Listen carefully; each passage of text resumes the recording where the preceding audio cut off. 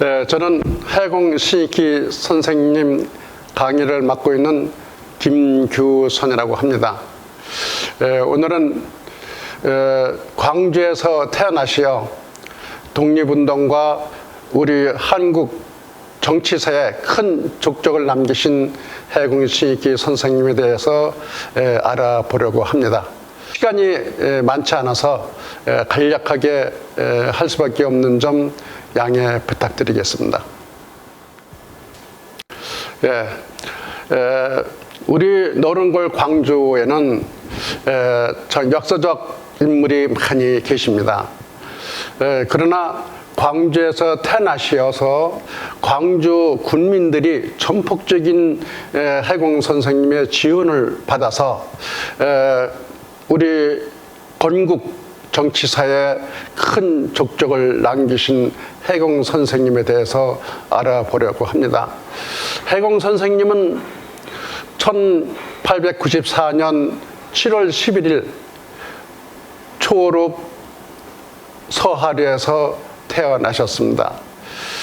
그의 부친 신단, 그의 할아버지는 신명호, 그의 증조 할아버지는 신현, 그의 고조 할아버지는 신대우, 이렇게 가족을 볼 수 있는데요. 신단, 자기 부친 신단께서는 아들을 6명을 두셨어요. 그 중에 큰 아들은 신보희인데 큰 집에서 자손이 없어서 양자로 보내셨고, 그래서 5명의 아들을 같이 살았어요.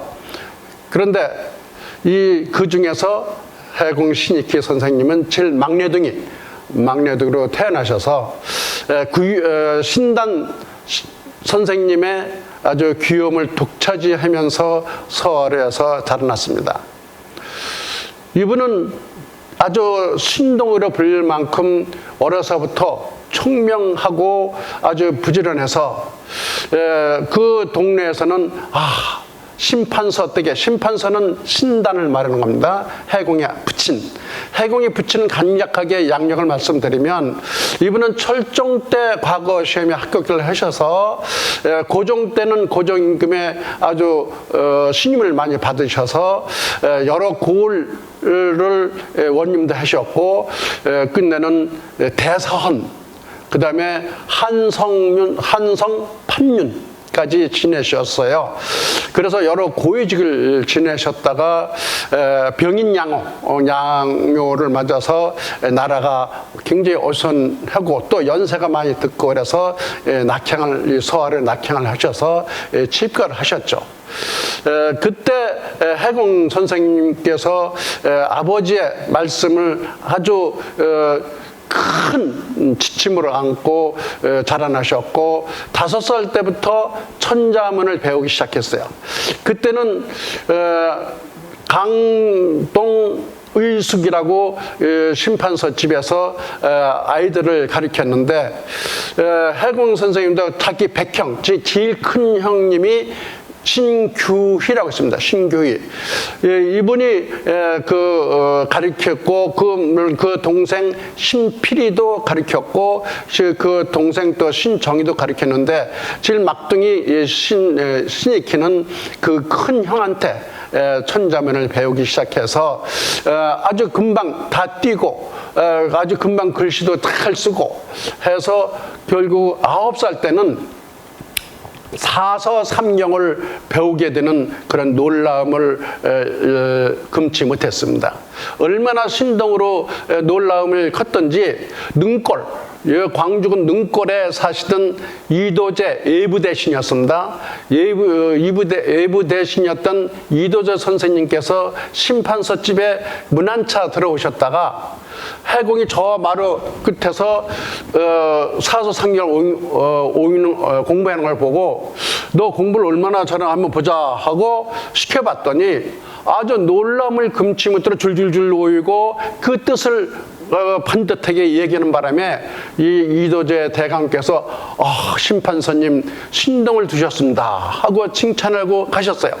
그 이튿날 하인을 시켜서 문방사우, 즉 붓, 머루, 종이 등을 한보따리를 아주 새로 청나라에서 들어온 새로 산 것을 그 라벨도 안 뜯은 그런 것을 한보따리를 보내왔어요. 선물로 이것을 받은 것을 해공 선생님은 한갑이 지나셔도 술 한잔 잡수시면 이 이야기를 하곤 했습니다. 얼마나 자랑스럽게 생각했든지. 그래서 해공 선생님은 그 의욕을 갖고 자신감을 갖고 공부를 더 매진했던 것이죠. 급기야 이 해공 선생님은 12살에 일제강점기가 돼서 12살에 남한산성에 광주군에선 하나예요. 광주군에서 하나 보통학교가 생겨서 처음으로 신학문.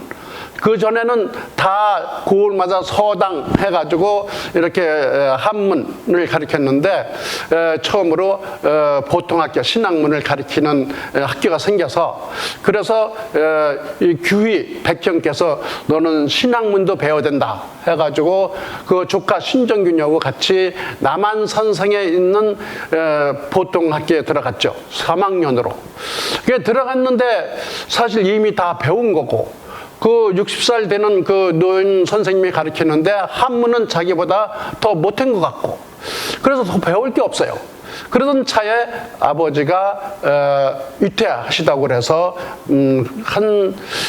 봄에 늦은 봄에 들어가셔서 초가을에 오셨으니까 어떤 책에는 뭐 3, 4개월 어떤 책은 6개월 이렇게 써 있는데 하여튼 그렇게 몇 개월을 배우시다가 오셨죠. 집으로 들어오셔서 부친께서 돌아가시는 바람에 3년 상을 치르고 나서 해공은 한양의 한성 관립 외국어 학교에 들어가십니다. 외국어 학교에 들어가서 영어과에 들어가요. 영어과에 들어가서 영어를 배우기 시작했죠. 해공 선생님은 머리가 총명했든지 그때 당시에 영어를 배우는 학동들이 많았는데 잘 못하는 학동은 영국에 오신 선생님이 가르쳤는데 얼마나 멸시가 심했든지 같은 반 클래스에서 잘 못하고 발음이 안 좋고 암기를 못하면 바로 분필을 집어던지고 또 막대기로 그냥 머리를 때리고 참 배우지 게으른 놈, 쪽놈 하고 막 멸시를 주었어요.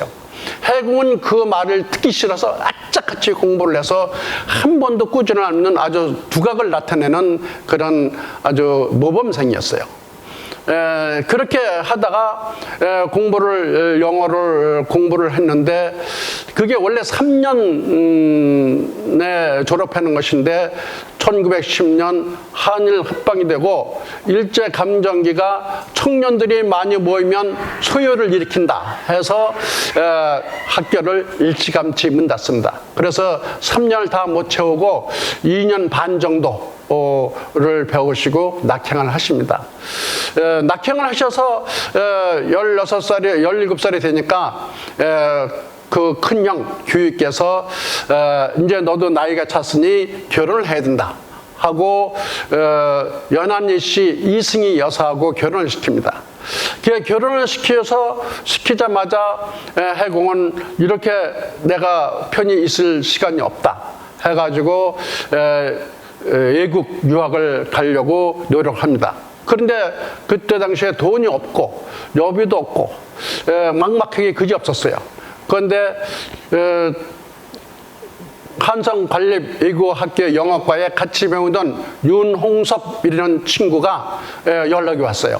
윤홍섭 친구는 해공 보고 외국어 일본에 와세다대학교 유학을 갈 생각 없냐? 가면 내가 여비를 보태줄 테니 같이 가자 하고 제의가 왔어요.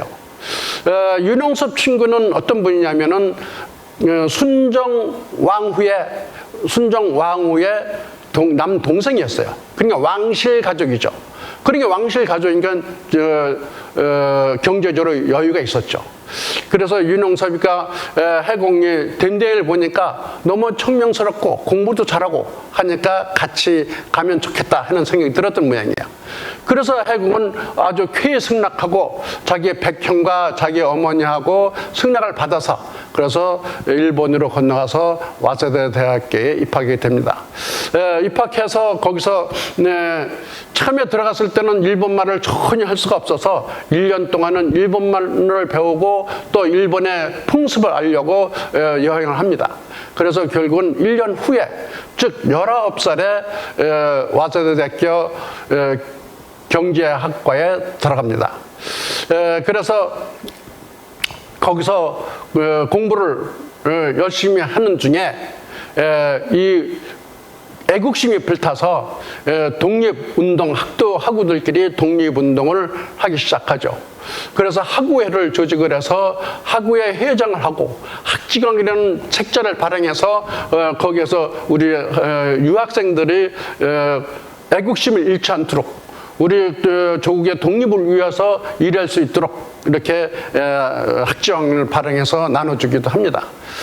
이렇게 하면서 여러 가지 고초를 겪었지만은 이 시간에 그 이야기를 다 할 수는 없고 그래서 결국은 해공은 그런 여러 일을 하다 보니까 학업에 게을리하게 됐어요. 그래서 결국은 하나 더 학점을 따서 하나 더 공부를 해서 딴 사람보다 1년 더 공부를 한 학기 더 공부를 한 거죠. 그래서 졸업을 하고 돌아오셨어요. 돌아오셔서 서하리에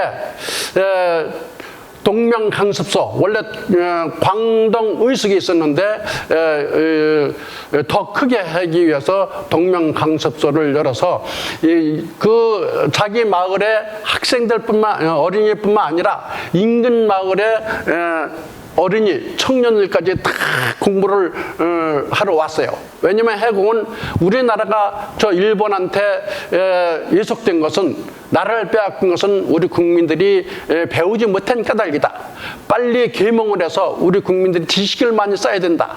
그래야 빨리 독립도 할 수 있다. 이런 생각을 했어요.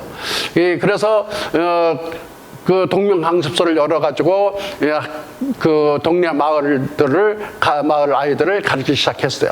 그래서 한때는 80여 명이나 그 해공 선생님 댁에서 공부를 하는 사람이 있었어요. 그때 80여 명이라는 것은 일반 학교도 전체 학교가 80명 되는 학교가 얼마 없었어요. 그런데 이렇게 많이 모여든 것은 해공이 그때 당시에 외국에 유학을 다녀왔고 또 신농을 이름난 해공이 워낙 지식이 많고 또 모든 것이 아주 적극적이었기 때문에 그렇게 많이 왔던 모양이에요. 그런데 해공이 그렇게 외국에 가서 고생을 하고 공부를 하고 와서 고향에만 있을 수는 없죠. 그래서 한양의 중동학교에 교사로 취직을 했는데 한 6개월도 다니던 동안 월급이 한 푼도 못 받았어요. 그 학교가 엄청 어려워서. 그래서 어쩔 수 없이 다른 학교로 전근을 갔는데 그 학교가 현재 고려대학교 전신인 보성법률상업학교입니다. 거기에 교수로 들어갑니다. 거기서 교수로 들어가서 진짜 인기 있는 아주 교수로 이름이 정평나 있어요. 왜냐하면 해공은 젊었을 때 얼마나 미남이고 참 씩씩하고 그런지 정말로 사람들이 언변도 굉장히 좋아가지고 사람들이 다 아주 호감을 갖고 보게 됐어요. 오직 청년들이 대학생들이 많이 인기 있었는지 일본인 전수학교에서 우리 학교로 오면 아주 전수 교수로 전임 교수로 채용해 주겠다. 또 저 교수가 싫으면 도지사급에 해당하는 고위 공무원직을 주겠다 하고 유인을 합니다. 그런데 해공은 거기에 하겠습니까? 절대 안 가죠. 왜? 일본이 우리나라를 빼앗아서 이렇게 혹독한 정치를 했는데 그놈들 밑에 가서 일을 해? 절대 용납을 못하는 것이죠.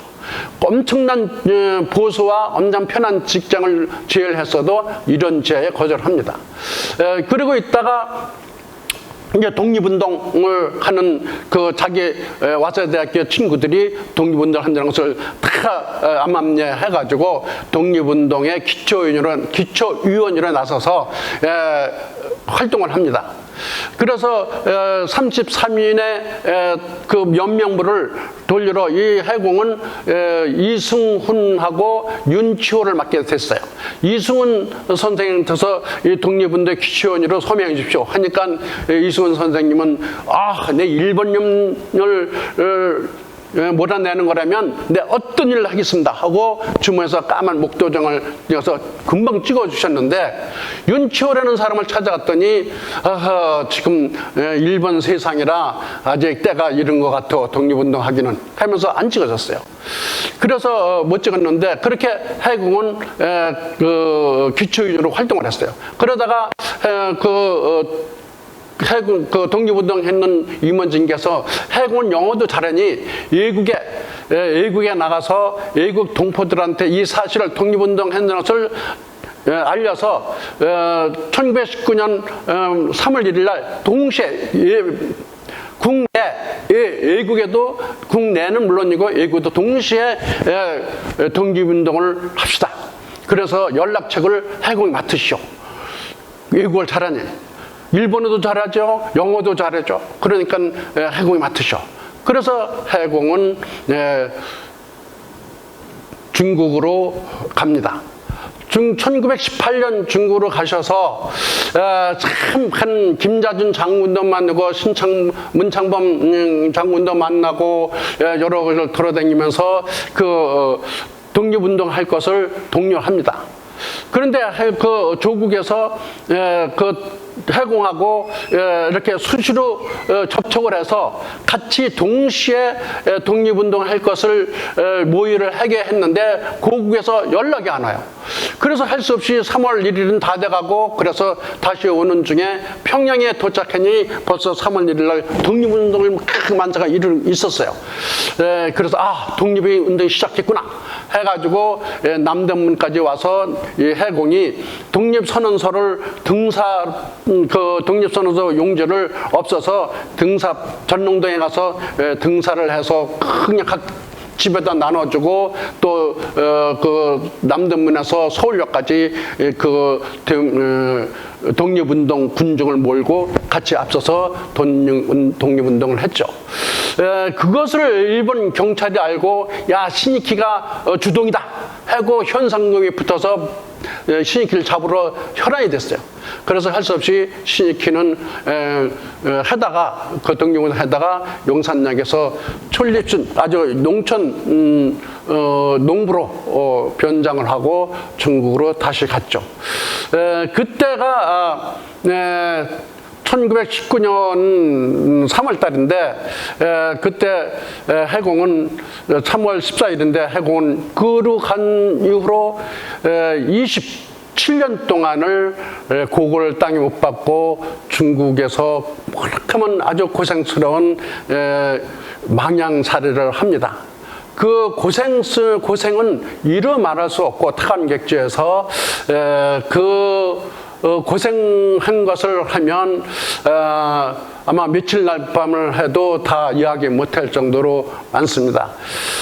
특이한 것은 이분이 가셔서 상해 임시정부에 들어가셔서 이동영, 서고 이동영 선생님이 의장이었었는데, 그때 김구 선생님이 아주 오기 전에, 그래서 거기에 임시 정부 헌법을 만드는데 추적 역할을 하시죠. 그때 상해 임시정부 헌법의 기초위원이 이시영, 성제 이시영 하면 고종 말에 고등법원 판사로 하시던 율사입니다.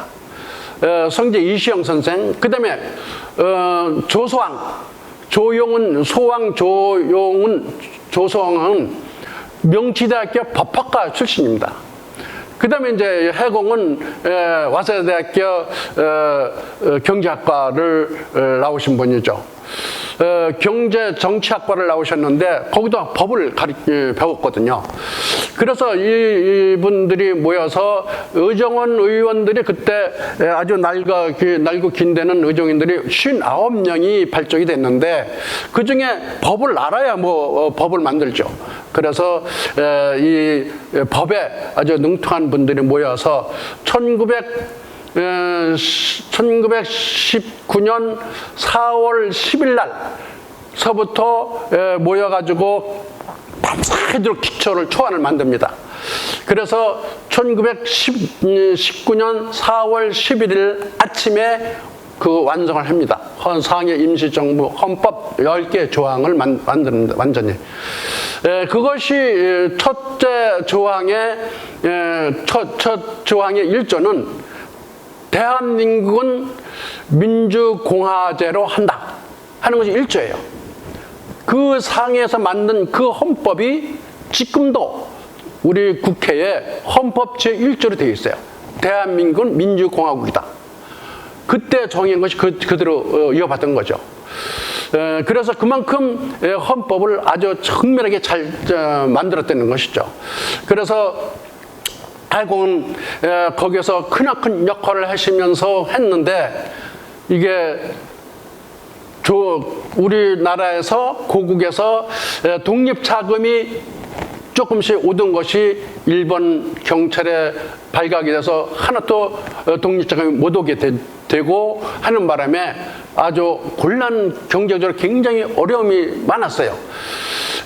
그러다 이제 김구 선생님이 이제 주석이 돼서 있었을 때는 아주 그냥 먹을 것이 없어서 양푼면이라고 해서 양재에다 이렇게 면만 부러뜨린 면 한 그릇 사다가 김구 주석님도 잡숫고 사환 아주 어린애 청소하는 애까지 같이 들러서 먹었다는 거죠. 김구 선생님은 그때 당시면 국가 주석이니까 대통령이랑 마찬가지인데 그런 사환하고 같이 밥을 먹으면서 궁핍했다는 것이죠. 해공은 거기 붙을 수도 없어서 나와가지고 거기서 어떻게 그거 먹겠어요. 그러니까 나와서 매서행위라는 것은 뭐냐면 해공은 글을 잘 쓰니까 학문을 그러니까 음식점에 글을 써줘요. 그 한판 글을 써주고 밥을 얻어먹고 이런 생활도 했어요. 그렇게 아주 엄청난 그 고초를 가면서 독립운동을 했죠. 어떤 때는 이 구두가 다 낡아서 먼지가 펄펄 들어오는 거예요. 그런데 그걸 보던데 더 양말은 다 헤어져서 양말의 밑바닥이 다 없어졌어요. 그래서 위에 덮는 덮개만 남았어요. 그러니 해공이 동료들은 나는 양말이 아니라 양말 이불이요. 이렇게 얘기를 했어요. 그러니까 양말 이불이니까 발 등만 덮는 이불 역할을 한다는 것이죠. 그래서 동료들이 아주 참 쓰디쓴 웃음을 훌쩍 웃었다는 이야기가 옵니다. 해공 선생님은 이렇게 곤란한 시간을 겪으시다가 임시정부에서 참 큰 어려움을 겪습니다. 왜냐하면 지금도 그렇지만 정치하는 분들이 이 통합을 잘 못해요. 그때도 우파와 좌파 나눠서 아주 그냥 아주 시끄러워요.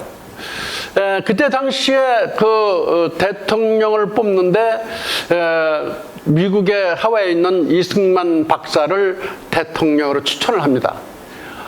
그런데 제일 먼저 아주 그냥 완강하게 반대를 하고 나오신 분이 있는데 그분이 단재 신채호 선생님이 일어나시더니 아니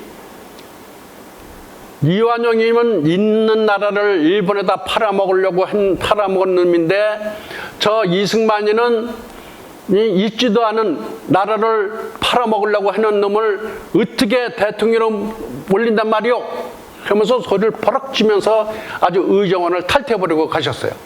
무슨 소리냐면 이승만 그때 박사가 미국에서 이제 여러 경로를 해보니 조선이 독립할 길은 전혀 힘으로서는 도저히 할 방법이 없는 거예요.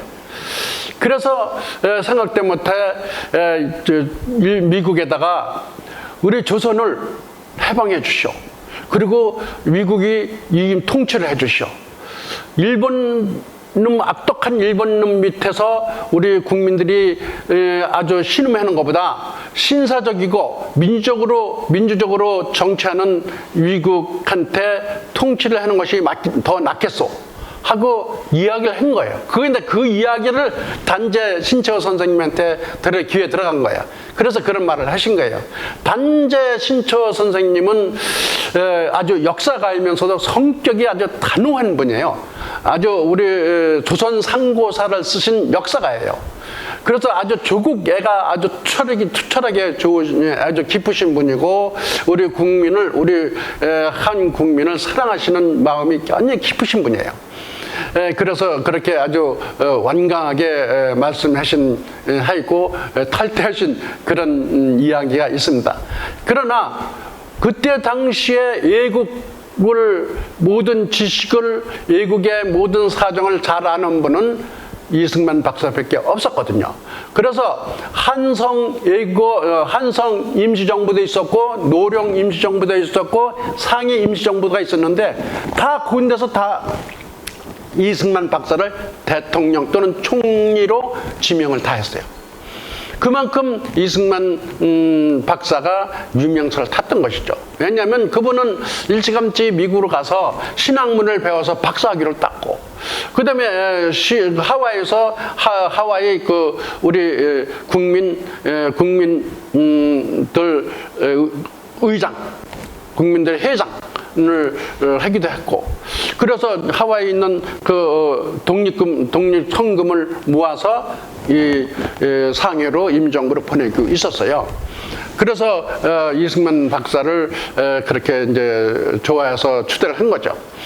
하여튼 그런데 또 한두 해 지나가니까 아무리 그래도 한번 와야 할 거 아니야. 대통령 취임을 했고, 대통령 취임 시대하고 대통령 얼굴을 봐야 할 거 아니야. 그래서 오라래요. 그런데 못 와요. 왜? 그때 당시에는 밀정이 많았어요. 밀정이 뭔지 아세요? 밀정. 비밀리에 정보 요원이 일본놈의 사주를 받고 암살하는 사람이 많았어요. 일본놈들이 그 돈을 주면서 너 저 놈을 죽여와라 몰래. 그러면 우리 교포는 같은 국민이니까 스스럼 없게 대할 거 아니에요.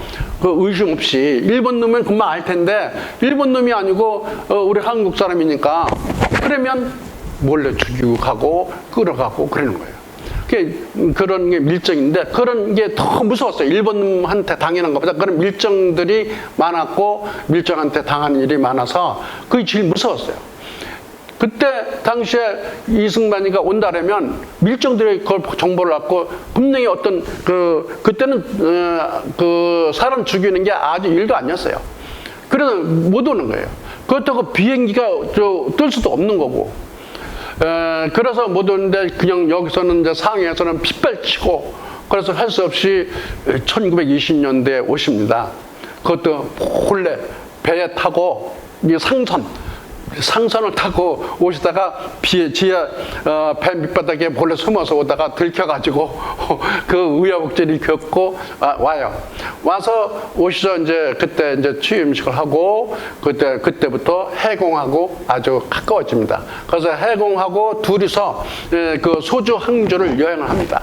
그러면서 그 해공하고 이승만 박사하고 아주 굉장히 친하게 된 영유이 되죠. 사실 해공하고 이승만 박사는 18살 차이 나요.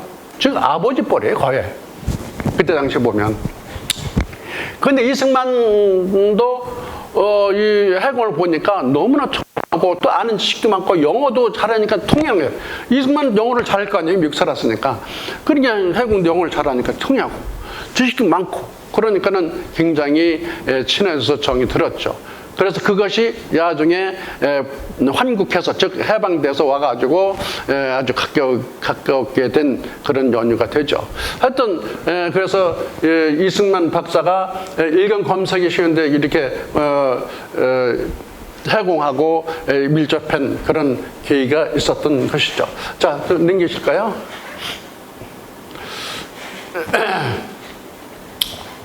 이승만 대통령이 이제 다시 미국을 가고 이 곤란은 아주 경제적으로 곤란은 형편없이 돼요. 상해 임시정부가 할 일이 없어져요. 경제적으로 하나도 활동할 수 없으니, 첫째 먹을 것이 없으니 그래서 활동을 할 수가 없어요. 그래서 결국은 해공은 밖으로 나옵니다. 나와서 어떻게 하면 조국을 독립시킬 수 있을 것인가를 놓고 고민을 하던 차에 호경이라는 독군, 중국군의 독군, 지역사령관이죠. 지역사령관을 찾아갑니다. 찾아갈 때 사실 해공은 자존심이 굉장히 아주 용납을 못할 정도로 그에게 자존심이 상했어요. 왜냐하면 호경이라는 분이 와자대학교 출신이에요. 그런데 그때 당시에 해공은 이미 조선일로서 아주 유학생 회장으로서 아주 활동이 아주 굉장히 활발했는데 이 사람은 얌전했던 모양이에요. 그런데 잘 모를 정도로 그 호경을 잘 그렇게 가깝게 안 지냈어요. 그런데 호경이군, 야, 조선에서 저렇게 아주 미남인데다가 저렇게 아주 난다긴대는 학생이 다 있네. 호경이기는 나름대로 신의 길을 유심히 봤던 모양이에요. 그래서 그런데 그것도 모르고 해공은 그냥 내가 개인적으로 저 사람한테 빌붙어서 음식이나 얻어먹고 빌붙으려고 간다라면 난 안 간다. 굶어 죽으면 죽었지. 그러나 나는 나라를 위해서, 조선을 독립을 위해서는 어쩔 수 없다. 그래서 찾아가요. 찾아가는데 상상외로 이 해공을 반갑게 맞아줘요. 아까 말씀드렸처럼 호경이군 해공을 잘 안 다뤘잖아요. 그 일본에서 유학생 생활을 할 때. 그러니까 굉장히 반갑게 맞아주면서 융성한 대답을 하면서 그 해공을 고문당 육군 중장에 임명하고 고려등 같은 집을 주고 또 추적 쓰리쿼터 차도 자금 주고 비서 경비 비서를 15명이나 줘요. 경비 호위 비서군을 그렇게 아주 융성한 대접을 해주는 거예요. 그래서 그 해공은 그렇게 자기 계획을 얘기를 해요. 분용대를 조직한다. 분용대라는 게릴라 부대를 만들어서 일본군한테 폭탄이나 총을 쏘고 빠지는 거예요. 몰래. 그런 부대를 만들어서 활동하겠다. 그러니까 호경이가 좋다. 호경이 그때 또 이제 중국하고 싸울 때니까 그래서 같은 동지를 생각하고 그렇게 자금을 아주 대줄 테니 그래 하라 해서 하게 됩니다. 그런데 그래서 열심히 하던 중에 해공이 27년 만명 생활 중에 가장 행복한 시간이었다면 그때예요. 왜냐하면 고려등 같은 집이 있죠. 아주 그냥 그 자가용 있죠. 호위 군사가 비서 군사가 15명 붙죠. 그러니까 얼마나 좋았어요.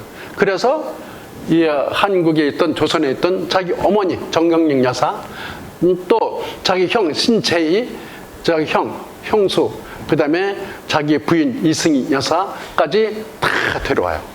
데려와서 거기 살게 되죠. 그런데 참 해공이 그렇게 불효하려고 하다 그런지 갑자기 호경익 장군이 돌아가십니다. 그래서 그 후미로운 악유준이라는 사령관이 왔는데 이분은 호경익하고는 정반대예요. 뭐만 있으면 트집을 잡고 해공한테 뭐만 있으면 안 된다 그러고 계속 트집 잡는 거예요. 그래서 이 사람하고는 이제 이 독립운동을 할 수가 없구나 하고 담합할 차에 결정적인 이야기를 합니다. 그때 해공을 왕해공이 이름을 바뀌었거든요. 중국에서 왕해공이 이름을 바꿔가지고 있었는데 왕해공 저녁 수술합시다 해서 갔더니 뭐라고 하니 저 구석증에 있는 창고에 보면 아편이 잔뜩 있어. 저걸 팔아오시오. 저걸 팔아서 반을 줄 테니까 저걸 반만 팔으면 독립자금 당신 당장 걱정했던 독립자금도 충분할 것이고 당신 먹고 사는데 평생 걱정 없을 것이요. 저걸 팔아오시오. 하는 거예요. 해공이 그 말을 듣겠습니까? 그때 독립운동은 일개 국가의 독립운동하는 운동가가 그 나라에서 아주 제일 싫어하는 아편을 팔아오라면 반역을 하는 거잖아요. 중국이 아편 전쟁에 1840년 아편 전쟁으로 뚫당망했잖아요. 영국하고 전쟁에서 아편 전쟁 때문에.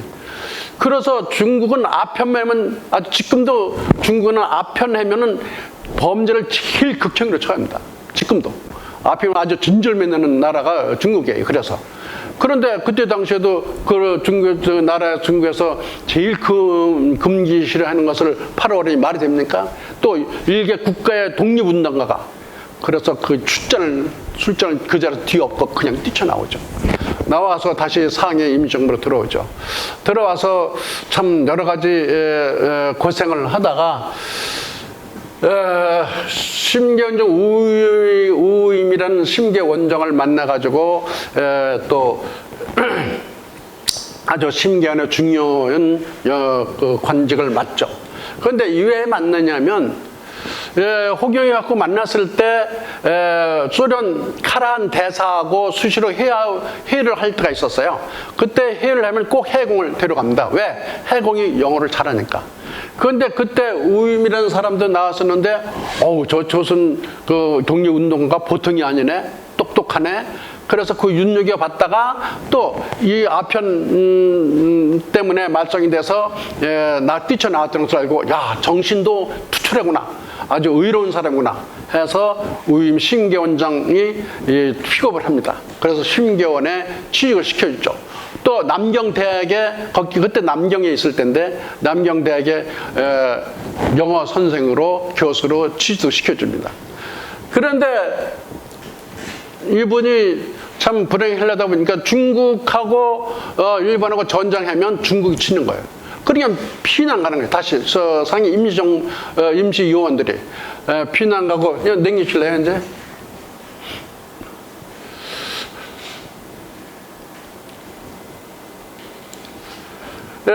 상해에서 임시정부 그 이동하는 걸 보면 상해에서 항저우로 이제 피난 갔다가 항저에서 전장으로 갔다가 창사로 갔다가 광저우, 유저우, 치장, 충주까지 이렇게 그 우리 독립운동가들의 엄청난 그 이동을 합니다.